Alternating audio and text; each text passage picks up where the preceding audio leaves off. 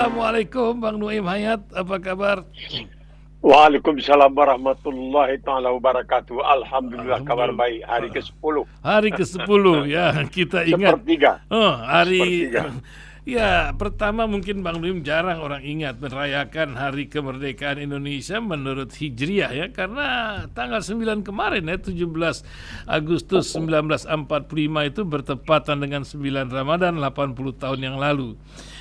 Juga agresi militer pertama tadi sudah kami bacakan. Itu mungkin diantara yang berkeliaran ingatan kita untuk pendengar kita. Hari pekan ini didengar oleh berapa tadi tuh 48 negara Bang di radio kita nih, mantap lah. Dan tentang konglomerat Amerika di hadapan Prabowo, uang beli kekuasaan. Demikiankah sebuah korban dari demokrasi yang terjadi sementara literasi religi makin jauh dari kekuasaan? Dan cerita di Korea, Yoon Suk Yeol bebas setelah 52 hari mendekam di tahanan. Juga Rusia yang akan menghadapi Eropa setelah Amerika akan kehengkang dari Ukraina karena Inggris Prancis mau mengirim pasukan perdamaian, dia sebutnya tentang itu. Silakan Bang Nuaim, pencerahan di bulan yang penuh berkah ini, hari ke-10 di cuaca Melbourne yang nampaknya panjang kali puasa di sana ya. Silakan Bang Nuaim. Ya, masalahnya begini, mengenai 17 Agustus itu yang juga kurang disampaikan, mungkin untuk tidak terlalu ya mungkin menyinggung ya mereka yang bukan Muslim. Jadi kenyataan itu dikatakan bahwa ketika Bung Karno memilih tanggal 17 Agustus itu ada juga yang bertanya, bukan karena itu bulan Ramadan ya, bertepatan dengan bulan Ramadan 17 Agustus, tetapi kenapa 17? Jadi ini ada kaitannya sedikit dengan 10 November sebenarnya. Karena menurut Bung Karno, kata seorang penulis ya, riwayat hidup Bung Karno mengatakan, kamu tahu, seorang Muslim itu diwajibkan salat tiap hari minimal 17 rakaat. Ya, 2 subuh, 4 zuhur, 4 asar, 3 maghrib, 4 isya. Seluruhnya 17. Maka dipilihlah tanggal 17 Agustus 1945 itu sebagai hari untuk memproklamirkan kemerdekaan Republik Indonesia. Jadi ini kadang-kadang barangkali orang banyak yang ya mungkin karena sentimen atau tidak ya karena menganggap bahwa ya karena ada pandangan yang keliru sebenarnya kalau bicara tentang soal Islam. Jangan bawa agama ke dalam politik. Padahal kalau Islam itu menurut seorang ahli sosiologi di Barat, Max Weber, yang sangat terkenal, mereka yang pernah mempelajari sosiologi atau ilmu sosial tentu akan mengenal nama Max Weber. Karena Max Weber ini setelah mempelajari Islam itu mengatakan Islam ini agama dunia ini. Artinya untuk dunia dan juga untuk akhirat. Karena di sana itu sudah ada pedoman-pedoman untuk mengatur, terutama dalam bidang keadilan, bidang kemasyarakatan, bidang kemanusiaan, dan lain sebagainya. Ini yang kadang-kadang disalah tafsirkan. Seperti juga halnya dengan 10 November. Karena waktu itu Bung Tomo, Allahyarhamu, itu kalau berpidato selalu dengan Allahu Akbar, Bismillahirrahmanirrahim, dan lain sebagainya. Itu kadang-kadang dianggap, wah ini kenapa dicampur aduk ini. Padahal itu tidak ada pencampur aduk. Itu hanya perjalanan seorang Muslim itu, Islam itu ya seperti itu. Jadi kalau dikatakan 17 Agustus, itu dikatakan karena menurut Bung Karno, minimal seorang Muslim harus salat 17 rakaat dalam sehari. Maka dia memilih yang disebutkan sebagai angka keramat 17 Agustus 1945, yang bertepatan pula dengan tentunya bulan Ramadan, Syahrul Ramadan, yaitu yang suka dikatakan sultan di antara bulan-bulan di dalam Islam. Ya, itu sultan dari antara karena di situ di dalam bulan Ramadan itu Allah Subhanahu wa taala mulai mengirimkan wahyi pertama kepada Rasulullah sallallahu alaihi wasallam melalui Jibril alaihi salam. Jadi ada pentingnya itu memang bukan hanya sebagai suatu bentuk ubudiyah, bukan sebagai bentuk ibadah, tetapi punya juga kepentingan-kepentingan kesehatan, kepentingan-kepentingan kejiwaan bagi seorang Muslim ketika bulan Ramadan tiba. Nah, ini yang barangkali harus lebih banyak dijelaskan kepada orang-orang yang tidak begitu mengetahui tentang persoalan Ramadan ini, karena mereka hanya berpikir ya puasa menahan lapar, haus dan lain sebagainya. Itu bukan merupakan tujuan utamanya, meskipun itu merupakan bagian utama dari berpuasa itu. Nah, ini yang perlu barangkali dijelaskan lebih banyak kepada mereka yang non Muslim dan mereka juga yang Muslim yang kadang-kadang menganggap, misalnya saya mendengar ada yang mengatakan, oh ya saya udah beritahu, katanya dia seorang Muslim, dia mengatakan saya beritahu kepada orang-orang di sini, kenapa itu Idul Fitri itu kemenangan berperang. Saya katakan tidak, berperang lawan siapa? Oh, lawan non Muslim. Oh, bukan. Itu kemenangan melawan diri sendiri, karena di dalam Islam Rasulullah SAW pernah mengatakan jihad yang paling besar adalah jihad terhadap diri kita sendiri, terhadap hawa nafsu kita. Oh, begitu? Ya begitu, saya katakan. Jadi fitrahnya kembali kepada wujud asalnya yang fitrah manusia itu. Oh begitu, saya pikir benang perang itulah. Jadi ada asosiasi bahwa Islam itu agama perang. Saya katakan tidak. Malahan kalau untuk berperang itu minta izin dari Allah SWT, baru diberikan izin untuk berperang. Itu pun anak-anak tidak boleh dikenakan, perempuan tidak boleh disakiti, orang yang disebutkan orang-orang yang sudah tua, yang lansia tidak boleh, orang yang sedang beribadah, apapun ibadah yang dilakukannya tidak boleh diganggu gugat, tidak boleh meracuni sumber air minum, tidak boleh memotong pohon-pohon. Lah, banyak kali itu syaratnya, ya itulah Islam itu syaratnya banyak, dan begitu lawan berhenti kita juga mesti berhenti berperang, begitu ceritanya. Jadi masih banyak hal-hal tentang Islam ini yang barangkali perlu ada penjelasan yang lebih rasional, dan ini penjelasan yang seperti ini mungkin diperlukan dalam suatu masyarakat yang begitu bermacam-macam anggota atau orang-orang yang memeluk agama berbeda-beda. Jadi itulah yang penting barangkali untuk dipikirkan. Nah, ini mengenai ini Amerika ini sebenarnya ada masalah sedikit nih kabarnya. Ada kemungkinan akan terjadi resesi di Amerika ini. Akan terjadi resesi karena perang tarif ini juga akan membuat agak kesulitan nanti katanya untuk rakyat Amerika untuk membeli kebutuhan-kebutuhan mereka yang selama ini bisa dibeli dengan harga yang cukup murah, terutama yang datang dari Tiongkok dan lain sebagainya.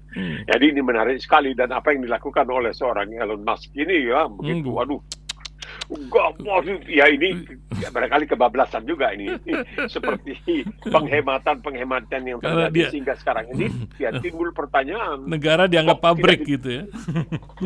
Tapi kan di Indonesia timbul pertanyaan, kenapa belum juga keluar katanya laporan anggaran pendapatan belanja negara yang biasanya keluarkan secara berkala. Ini ada apa?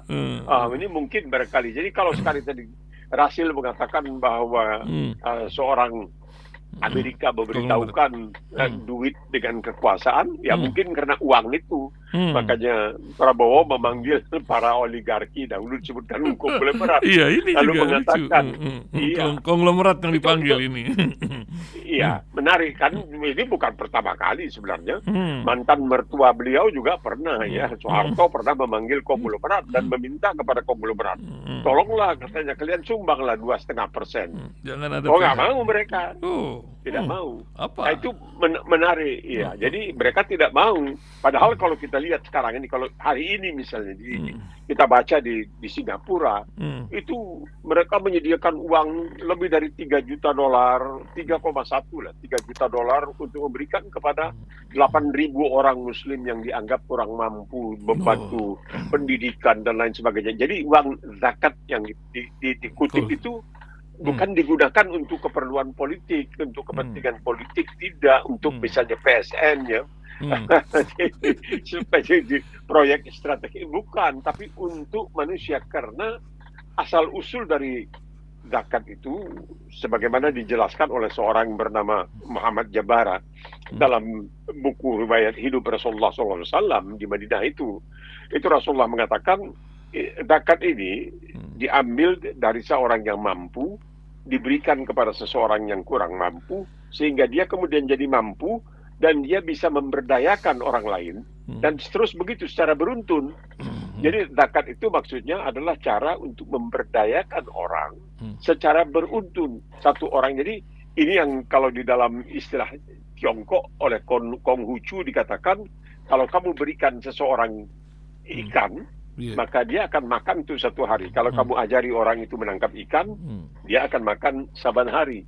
Jadi itu zakat itu di situ peranan zakat itu adalah untuk memberdayakan orang yang tidak berdaya sehingga dia bisa memberdayakan orang lain yang kemudian pada gilirannya juga memberdayakan orang lain. Jadi hebat sekali sebenarnya.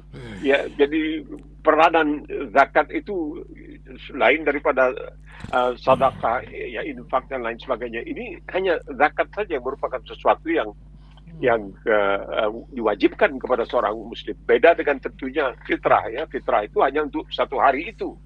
Makan pada hari itu, pada hari kemenangan seorang manusia atas hawa nafsunya, yaitu yang disebutkan Idul Fitr. Ya, kembali kepada fitrahnya. Itu beda dengan zakat, itu berkelanjutan begitu. Itu yang menarik. Nah, sekarang Amerika kita lihat kebablasan juga nampaknya ini, pemotongan yang langsung orang tiba-tiba di PHK-kan dan sebagainya. Orang jadi kaget benar ini tanpa seakan-akan punya rencana. Itulah kalau dia menyerahkan kepada seseorang yang tidak punya rasa, sambung rasa dengan orang yang kurang mampu, bahkan melihat rendah orang yang kurang mampu, karena dia memang adalah manusia terkaya di dunia, yang namanya Elon Musk ini. Jadi keadaan agak kacau balau juga ini nampaknya, dan Amerika terancam resesi. Nah, kita lihat tentunya kalau Amerika bersin, kan orang bisa dapat penyakit selesma, ya. Itu bahayanya. Jadi kita lihat kalau Amerika resesi bagaimana dampaknya. Tapi barangkali yang disampaikan oleh tamu Presiden Prabowo itu bahwa uang bisa membeli kekuasaan, makanya memanggil para oligarki untuk barangkali menggunakan uang. Tapi mungkin juga mereka akan tetap mengatakan tidaklah seperti yang mereka katakan kepada almarhum Soeharto. Jadi menariknya dalam kasus Pak Harto ini, ketika Raharja, ya, yang punya bank melarikan diri dari Indonesia karena dia mendapat BLBI, dia larikan BLBI itu, tidak dia bayar kembali, seperti Samsul Nur Salim 30 triliun sekarang ngedon di Singapura, kemudian dia sampai di Australia, pemerintah Indonesia meminta supaya dia diekstradisi ke Indonesia karena dia sudah dijatuhi hukuman. Nah, sistem ekstradisi di Australia seperti juga barangkali di Singapura sekarang ini, ada seorang yang barangkali bisa membongkar banyak hal nanti kalau dia dikembalikan dari Singapura ke Indonesia. Tidak bisa begitu saja, pemerintah harus melalui pengadilan. Maka diadililah Hendra Raharja di Australia. Dia menggunakan seorang kuasa hukum yang cukup pinter. Nah, kuasa hukum dia ini mengatakan kepada hakim, Pak Hakim, kalau klien saya ini, kalau tertuduh ini, terdakwa ini dipulangkan ke Indonesia, maka dia akan didiskriminasi. Karena di Indonesia itu, kata si kuasa hukum, orang-orang keturunan Tionghoa itu didiskriminasi. Tetapi kuasa hukum pemerintah Indonesia lebih hebat lagi. Dia mengatakan, Pak Hakim, baru-baru ini Presiden Indonesia mengumpulkan 32 konglomerat di Tapos. Dari 32 itu barangkali cuma 2 yang pribumi, yang selebihnya non-pri. Akhirnya kaget, mana? Iya, kalau begitu ya ekstradisi. Dia banding. Kalah lagi di pengadilan banding. Kemudian dia kasasi, dan sempat itu dia meninggal dunia, dia mati, Hendra Raharja meninggal di Australia. Jadi sistemnya ya menarik kita melihat. Jadi belum tentu mereka yang punya uang begitu banyak, konglomerat yang uangnya Masya Allah, tabarakallah, kata orang kita luar biasa, bisa bikin pagar bambu barangkali, pagar beton, pagar bambu. Laut dia jadi pagar gitu. Ya, jadi ya di sini peranan zakat itu. Nah, tapi ini kan tidak diwajibkan kepada non-muslim. Jadi ya sudahlah, mereka nanti kan orang juga mengatakan, itu uang tidak dibawa mati. Tapi sebelum mati orang tidak mau berpisah dengan uang. Meski kalau di dalam Injil, dalam Bible itu dikatakan bukan uang sebagai sumber segala kejahatan, tetapi the love of money, kecintaan pada uang merupakan sumber dari segala kejahatan. The love of money itu yang penting ya. Wih, luar biasa. Itulah menyebabkan kecintaan terhadap dunia menjadi luar biasa. Tapi tadi Bang Nuim cerita masalah perang ya. Apakah benar masyarakat internasional dilihat sebuah percontohan, sebuah pergolakan di Gaza menjadi potret dari akhlak atau ke nilai-nilai Islam yang dijalankan oleh Satpol PP Hamas yang melawan pasukan yang katanya terbaik di dunia ini. Bagaimana Bang Dwi melihat sebuah fenomena ini? Ya, ini sekarang kan apa yang mereka lakukan setelah mereka tidak bisa menaklukkan dengan kekuatan senjata, mereka melakukan sesuatu yang betul-betul bengis, buas. Mereka akan menghentikan aliran listrik, mereka akan menghentikan air. Jadi itu kan suatu kekejaman yang sangat luar biasa. Itu tidak ada kemanusiaan, nilai-nilai kemanusiaannya tidak ada sama sekali. Tapi tidak ada yang bisa dan tidak ada yang berani berbuat sesuatu apa.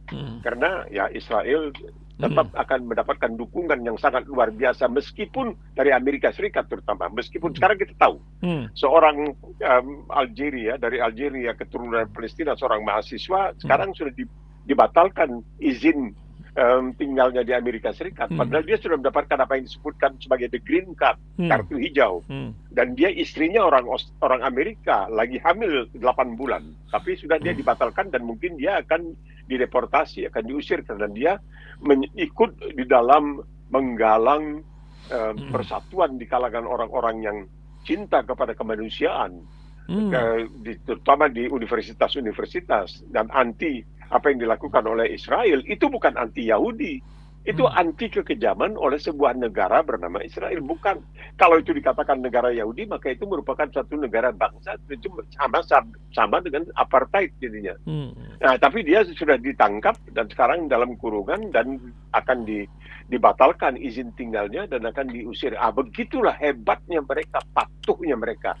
Dan itu semua juga tidak nampaknya bisa menundukkan Hamas. Dan ini caranya adalah membuat orang-orang di Gaza itu betul-betul kehilangan segala-galanya. Seperti sekarang ini, Amerika sudah mengatakan kepada Irak, kamu tidak lagi boleh impor listrik dari Iran, tidak boleh impor gas dari Iran dan sebagainya, karena setelah diserang oleh pasukan George Bush ya di sekian tahun, 21 tahun yang lalu, sekarang orang-orang di Irak itu tidak lagi bisa swasembada, tidak bisa lagi berdikari, mereka harus mengandalkan Iran.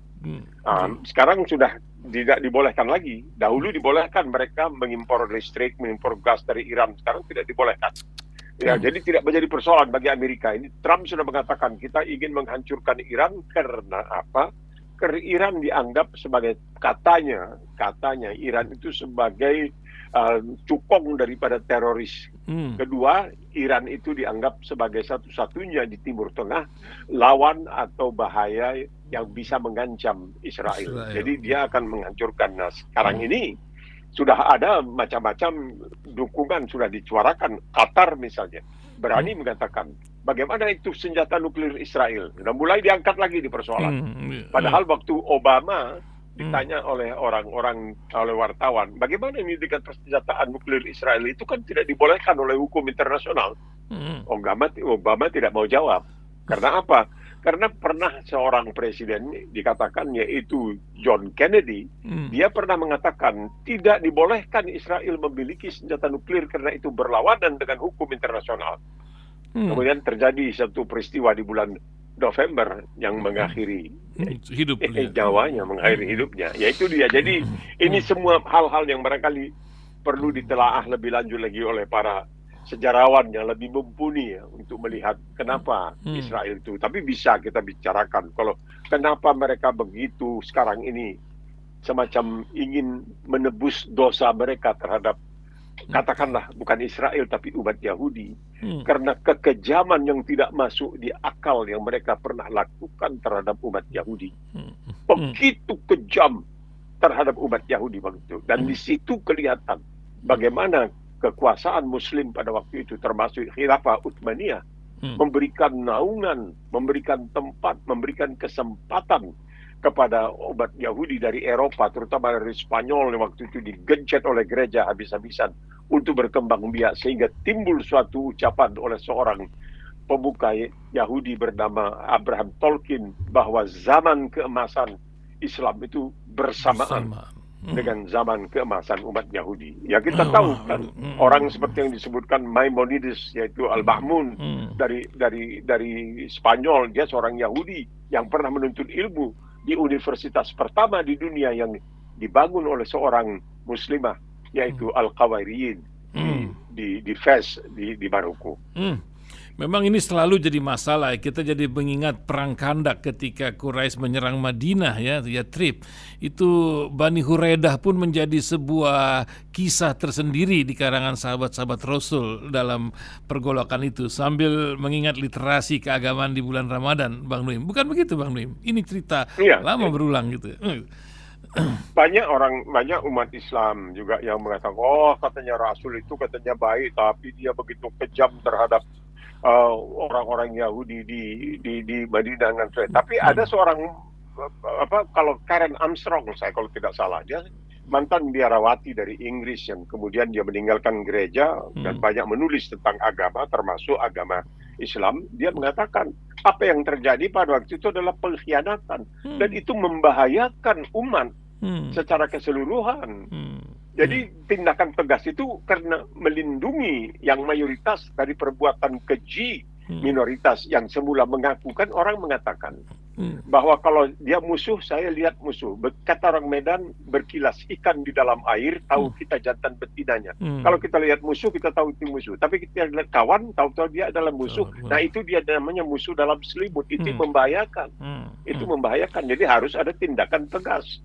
Ini yang kadang-kadang tidak pernah dilihat seperti itu. Hanya melihat dari satu sisi secara dangkal, lalu mengambil suatu kesimpulan, wah memang Islam itu kejam. Tidak. Jadi hukum peperangan di dalam Islam itu Rasulullah SAW itu sering kalau jalan tuh ada makanan, dia pun bukannya terlalu berlebihan makanannya. Itu ada seorang Yahudi yang buta minta sedekah, begitu dikasih makanan disuapkan oleh Rasulullah, disuapkan. Nanti dia bilang kepada Rasulullah, dia tidak tahu bahwa itu Rasulullah. Dia bilang, oh itu ada Muhammad, kata itu Muhammad itu jahat, penjiplak ini itu. Rasulullah tidak pernah mengatakan sesuatu apapun. Saban kali ada makanan, dia ke sana memberikan kepada pengemis itu. Dan ketika pengemis itu meninggal, Rasulullah dikatakan sedih ketika itu. Tapi dia tidak pernah mengungkapkan dirinya kepada pengemis itu. Itu menunjukkan rahmatan lil alamin, itu kebaikan itu. Jadi tapi kan ini tidak begitu dilihat. Yang dilihat itu adalah bukan agamanya, tetapi pemeluknya yang telah menyalahi. Kalau begitu, bagaimana dengan penjajahan di seluruh dunia? Kalau begitu disalahkan dong agama dari orang-orang yang melakukan penjajahan. Kan tidak demikian. Gospel God glory-nya, betul. Ya itu kan satu kenyataan. Karena kalau kita baca buku, ada seorang profesor dari Universitas Duke, DUKE di Amerika Serikat, namanya Bruce Lawrence. Ya, dia Profesor Bruce Lawrence. Nah, itu dia mengatakan bahwa pada waktu banyak katanya penjajahan itu ditunggangi oleh orang-orang yang punya kepentingan agama untuk menyebarkan agama mereka menunggangi. Nah, ini kan bagaimana? Kalau kita katakan hal seperti ini, apakah kita kemudian dikatakan radikal dan lain? Tapi ini kan kenyataan sejarah. Seperti ada sebuah koran yang sangat terkenal di Indonesia, ya, dari waktu itu dan sampai sekarang, yang mengatakan sesungguhnya Imam Bonjol itu dalam perang Padri dia adalah seorang Muslim radikal. Ya, bagaimana melawan penjajahan sebut radikal, mau bilang apa? Luar biasa, Bang Nuim. Kita mau lihat perkembangan Eropa dengan Ukrainanya yang nampaknya akan dikirimi pasukan perdamaian dari Inggris dan Prancis, sementara Amerika sudah uring-uringan akan menarik dananya. Rusia, apa yang disebabkan ini? Siapa yang memulai? Sebuah ancaman dari Ukraina kah ketika mau masuk NATO, menyebabkan Rusia uring-uringan dan ketergantungan Eropa terhadap mineral atau energi Rusia menjadi sebuah masalah yang nampaknya mempengaruhi roda perekonomian dunia gitu. Gimana Bang Lim?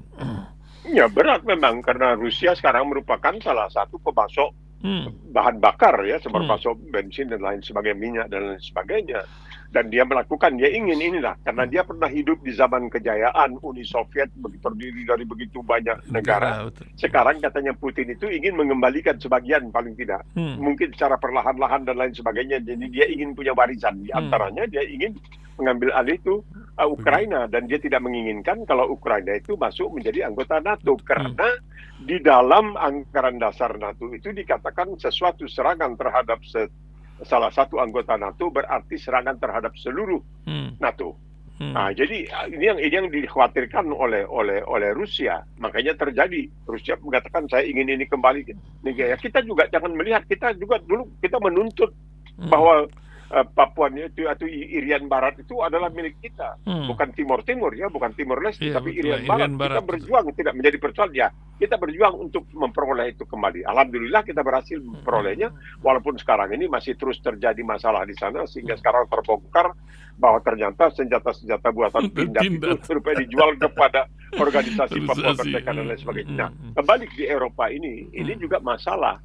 Karena dari dulu waktu dia masih menjadi waktu pertama dia di periode pertama menjadi presiden, Trump itu sudah mulai marah dengan Eropa karena katanya tidak mengeluarkan uang secukupnya untuk kepentingan NATO. Karena ya kita lihat NATO ini juga adalah sesuatu yang pragmatis. Artinya begini, mereka begitu berangkul Turki untuk menjadi anggota NATO. Karena apa? Karena Turki letaknya strategis berhadapan-hadapan dengan Uni Soviet pada waktu itu. Tetapi ketika Turki ingin ikut menikmati apa yang diperoleh dari pasaran bersama Eropa atau Uni Eropa sekarang ini, mereka bilang, wah ini ada masalah budaya, ada masalah itu kan. Jadi kemunafikan itu bisa kelihatan. Nah, tiba-tiba sekarang timbul satu persoalan. Ketika si Zelensky pergi kan itu berantem itu tidak pernah terjadi di Gedung Putih. Terjadi hal seperti itu. Ini kan memalukan. Ini orang apalagi pakaiannya kita nggak pakai dasi, nggak pakai ini itu jadi ribut. Nah, tapi sekarang dia menyadari dan anehnya kenapa semua ini perundingan dilakukan di Arab Saudi. Ini mengharapkan adanya dukungan barangkali bukan saja dari negara-negara Arab atau juga tapi mungkin dari negara-negara Muslim. Ini kan di Arab Saudi orang selalu mengasosiasikan Arab Saudi itu dengan Islam. Ya betul, Islam diturunkan di Makkahul Mukarramah dan kemudian berkembang di Madinatul Munawwarah, itu tidak dipungkiri. Tapi belum tentu orang juga mengatakan ya itulah kiblat kami Arab Saudi. Bukan, kiblat kita adalah Ka'bah, kiblat kita adalah Mekah ya, Madinah dan lain sebagainya, bukan Arab Saudi. Nah, ini yang ingin oleh Trump untuk menjadi seorang juru damai yang sangat luar biasa dengan mendungangkan kekerasan. Nah, sekarang ini menimbulkan amarah. Bahkan di Australia, seorang senator di Australia, seorang perempuan bernama Jackie Lambie, dia adalah seorang purnawirawan tentara Australia, baru ini kemarin dia mengatakan, kenapa Australia tidak mengusir itu semua, katanya orang-orang intelijen Amerika itu diusir aja. Bikin ribut aja itu Trump. Karena begini, Amerika itu sangat mengandalkan suatu sarana yang ada di tempat bernama Pine Gap. Ini adalah semua untuk menyadap segala macam informasi dan lain sebagainya, itu pusatnya itu adalah di Pine Gap. Kalau itu ditutup dan tidak diberikan lagi kerjasamanya dengan Amerika, itu akan menyulitkan intelijen Amerika. Jadi ini menimbulkan kan secara tidak disangka-sangka ada pandangan seperti itu. Jadi keadaan sedang memang kacau karena Trump ini ya lihatlah waktu dia menyampaikan amanat nasionalnya di dalam sidang gabungan Kongres dengan Senat, ada yang diusir keluar. Ada yang teriak dan lain sebagainya. Ya inilah Trump. Orang itu bertanya, kok bisa Trump ini yang ingin menjadikan Gaza sebagai Riviera dan seluruh bangsa Palestina itu diungsikan ke Yordania, ke Mesir, tak kemana lagi, nggak tahu kita. Mungkin juga barangkali pulau-pulau yang tidak ada penghuninya sekarang ini di Indonesia, siapa tahu. Entah ada zaman apa yang kita hadapi ini Bang Nuim. Nampaknya banyak pemimpin dunia ini yang agak-agak sakit jiwa gitu Bang Nuim. Apakah ini sebuah cerita putaran dunia yang sedang bergolak dengan pemimpin-pemimpin unik ini sekarang? Bahkan sekelas Benjamin Netanyahu, Trump dan lain-lain lah, saya tidak sebut satu-satu ini. Apa begitu Bang Nuim melihatnya? Betul. Ini kan ada pandangan bahwa seorang Acton ya, seorang Menteri Luar Negeri Inggris zaman itu, ya Lord Acton yang mengatakan kekuasaan itu membuat seorang manusia dapat membuat, bukan buat. Kekuasaan itu cenderung atau dapat membuat seorang manusia menjadi korup, artinya menjadi jahat. Dan kekuasaan mutlak membuat kejahatan dia itu juga jadi mutlak. Jadi kekuasaan itu berbahaya sekali sebenarnya.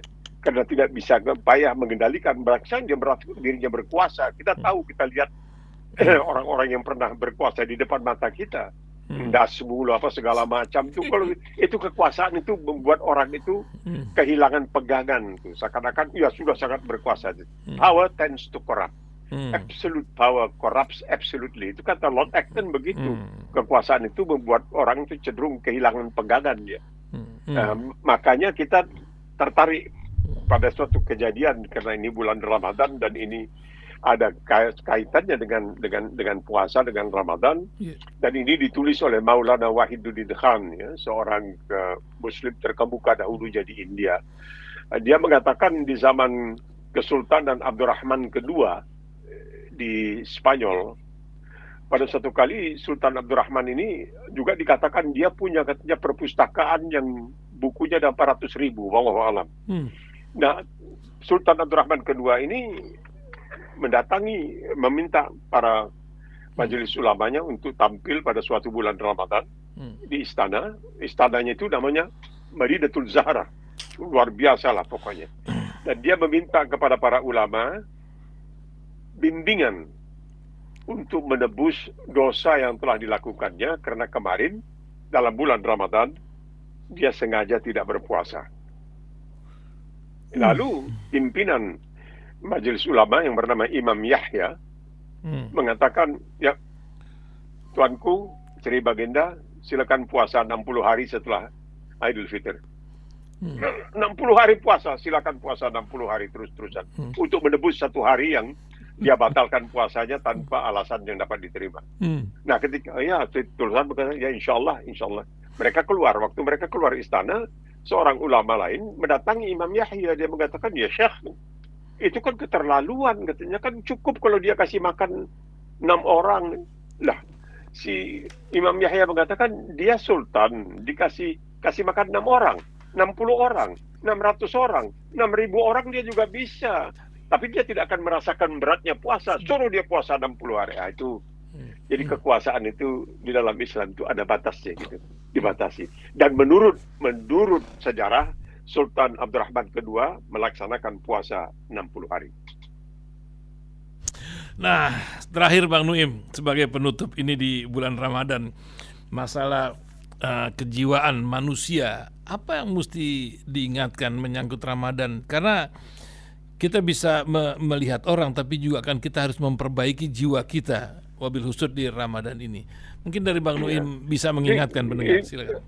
Ya, Rasulullah itu mengingatkan kita bahwa menjadi seorang Muslim itu bukan statis. Jadi Muslim sudah begitu enggak? Tapi Rasulullah mengatakan kita harus berkembang. Sehingga petuah beliau dalam satu hadis dikatakan, hendaklah hari ini engkau lebih baik dari hari kemarin, hari esok engkau lebih baik dari hari ini. Jadi seorang Muslim itu dituntut untuk terus memperbaiki dirinya. Dan melalui puasa ini dia mendapatkan, mencoba menebalkan takwanya. Jadi menghidup dengan suatu kehidupan yang ma'ruf, bukan mungkar. Ya kan, yang ma'ruf dengan mungkar. Nah, kalau ini bisa dilaksanakan dan ini dilakukan secara berjamaah bersama-sama, insya Allah inilah yang akan membawa sebuah negara, sebuah bangsa menjadi apa yang disebutkan dalam bahasa Jawanya Gebah Hari Pahloh Jenawi, dalam bahasa Muslimnya, bahasa Arabnya baldatun thayyibatun wa rabbun ghafur. Baldatun thayyibatun wa rabbun ghafur. Jadi hendaklah hari ini engkau lebih baik dari hari kemarin, hari esok insya Allah lebih baik dari hari ini. Ya, itu yang harus kita lakukan, insya Allah. Terima kasih Bang Nuim Hayat. Selamat menjalankan ibadah puasa, berkah selalu, sehat dan selalu bermanfaat buat banyak orang. Assalamualaikum warahmatullahi wabarakatuh. Waalaikumsalam warahmatullahi wabarakatuh.